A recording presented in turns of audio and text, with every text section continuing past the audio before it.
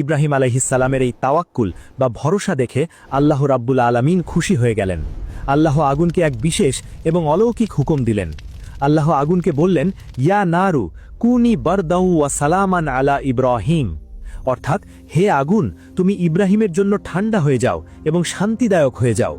লক্ষ্য করুন, আল্লাহ শুধু ঠান্ডা হতে বলেননি, বলেছেন শান্তিদায়ক। যদি শুধু ঠান্ডা হতে বলতেন তাহলে ইব্রাহিম আলাইহিসসালাম ঠান্ডায় জমে মারা যেতেন, কিন্তু আল্লাহর হুকুমে আগুনের পোড়ানোর ক্ষমতা কেড়ে নেওয়া হলো। আগুন তার স্বভাব বদলে ফেলল। আগুন তখনও জ্বলছিল, তার আলো ছিল, কিন্তু তার কোনো উত্তাপ ছিল না। ইব্রাহিম আলাইহিসসালাম যখন সেই আগুনের পাহাড়ের মাঝখানে গিয়ে পড়লেন, তখন এক অবিশ্বাস্য দৃশ্য তৈরি হলো। আগুনের ভিতরে পড়ার সাথে সাথে তার হাত এবং পায়ে যে শক্ত দড়িগুলো বাঁধা ছিল, শুধু সেই দড়িগুলো পুড়ে ছাই হয়ে গেল। কিন্তু আগুনের স্পর্শ তার শরীরের একটা লোমও পোড়াতে পারল না, এমনকি তার পরনের কাপড়টুকুও আগুনের তাপে মলিন হল না। তাফসীরকারকরা বলেন, সেই আগুনের কুণ্ডলীর ভিতর আল্লাহ জান্নাত থেকে একটি বিছানা এবং রেশমি বালিশ পাঠিয়ে দিলেন। আগুনের মাঝখানে মাটি থেকে সুগন্ধি ঘাস এবং ফুলের বাগান তৈরি হয়ে গেল। ইব্রাহিম আলাইহিসসালাম আগুনের সেই ভয়ঙ্কর গর্জন শুনছিলেন ঠিকই, কিন্তু তিনি সেখানে পরম শান্তিতে জান্নাতি পরিবেশে বসে আল্লাহর ইবাদত করছিলেন।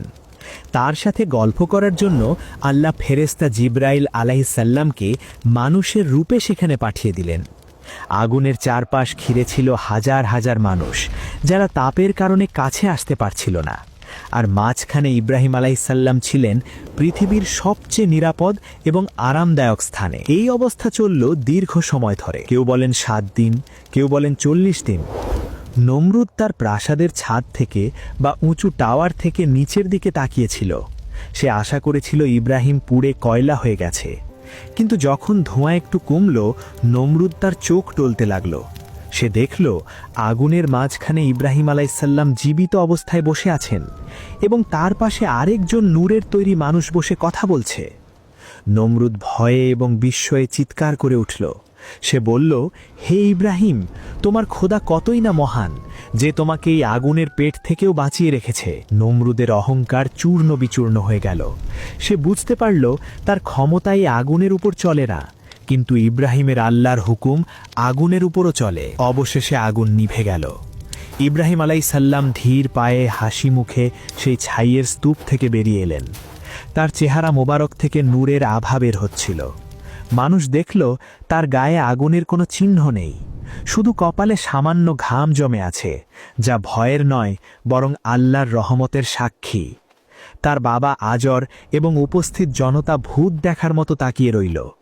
যেই আগুনের ভয়ে তারা কাঁপছিল, সেই আগুন ইব্রাহিম আলাইহিসসালামকে স্পর্শও করতে পারেনি। পরবর্তী জীবনে ইব্রাহিম আলাইহিসসালাম বলতেন, আগুনের ভেতরে আমি যে কটা দিন ছিলাম, আমার সারা জীবনের মধ্যে ওই দিনগুলোই ছিল সবচেয়ে আরামদায়ক এবং শান্তির দিন।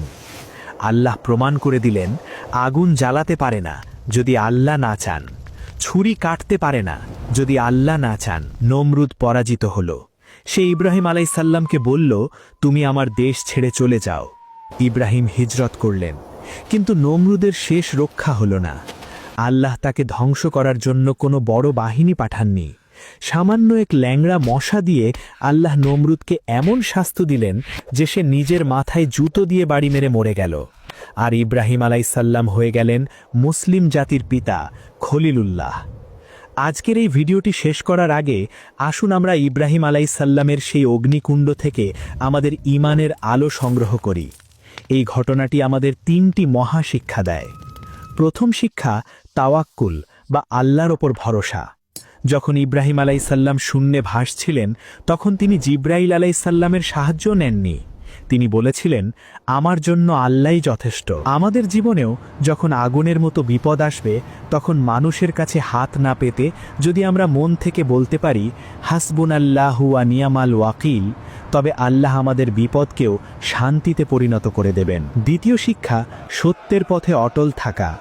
বাবা, সমাজ, রাষ্ট্র সবাই যখন তার বিরুদ্ধে ছিল, তখন তিনি একা দাঁড়িয়ে সত্য কথা বলেছিলেন। সত্যের পথ সবসময় কঠিন হয়, সেখানে আগুন থাকে, কিন্তু সেই আগুনের শেষেই থাকে জান্নাতের বাগান। তৃতীয় শিক্ষা, কার্যকারণ নয়, হুকুম আল্লাহর। আমরা মনে করি আগুন মানেই পোড়ানো, কিন্তু ইব্রাহিম আলাইসাল্লামের ঘটনা আমাদের বিজ্ঞানকে চ্যালেঞ্জ করে শিখিয়ে দিল প্রকৃতির কোনো নিজস্ব ক্ষমতা নেই, সব কিছুই আল্লাহর হুকুমের গোলাম। প্রিয় দর্শক, হাজার বছর আগের সেই বাবেলের অগ্নিকুণ্ড আজও আমাদের ডাক দিয়ে বলছে, ঈমান যদি ইব্রাহিমের মতো হয় তবে আগুনও হয়ে যেতে পারে ফুলের বাগান। আল্লাহ আমাদের সবাইকে ইব্রাহিম আলাইসাল্লামের মতো মজবুত ঈমান দান করুন এবং যে কোনো বিপদে একমাত্র তার ওপর ভরসা করার তৌফিক দিন। আমিন ইয়া রব।